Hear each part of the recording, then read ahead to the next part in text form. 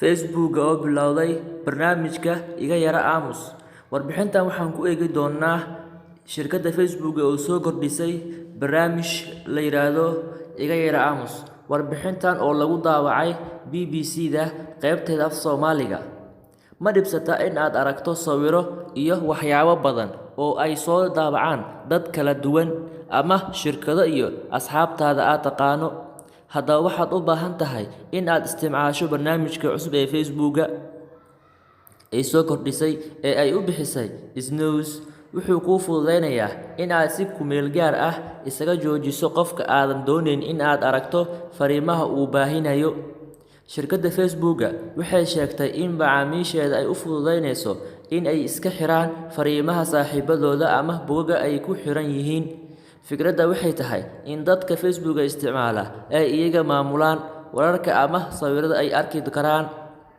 Waxaa suuragal ah in aadan arkin barnaamijkan cusub, balse waxaa badhanka ka heli kartaa dhanka sare ee midigta ee fariin kasta oo aad ku arkayso Facebook. Haddii aad badhankaasi ku dhufato, mar dambe ma arkaysid waxyaabaha ay soo daabacaan dadkaas. Bogagga ama kooxaha muddada aad adiga dalbato in aad iska yara aamusiso.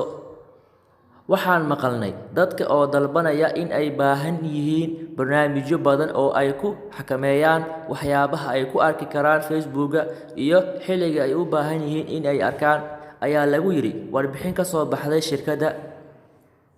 Barnaamijka cusub Snooze uma baahnid in aad qof iska wada saartid si joogto ah unfollow ama unfriend, balse waxaad muddo kooban iska joojin kartaa in aad aragto fariimahooda, ayay tiri Facebook. Haddii mar uun aad qof aad taqaano isku dagaashaan in aad saartid Facebook-gaaga, shirkadda waxay u muuqataa in arrintaas ay ka hortagayso. Dadka bogagga ama kooxaha aad iska yara aamusiso ma ogaan doonaan arrintaas. Waa adiga keliya qofka ogaanaya marka ay dhammaato muddada aad iska joojisay. Sidoo kale waad ku dari kartaa haddii weli aadan doonayn in aad aragto waxyaabaha ay soo bandhigaan. Warbixintii koobaad ee aan ka soo xulanay fariimihii lagu daawacay Facebook ee BBC-da ku leedahay barta Facebook. Halkaasi haynoo joogto. Waa kulanti dambe. Asalaamu calaykum waraxmatullaahi wabarakaatuh.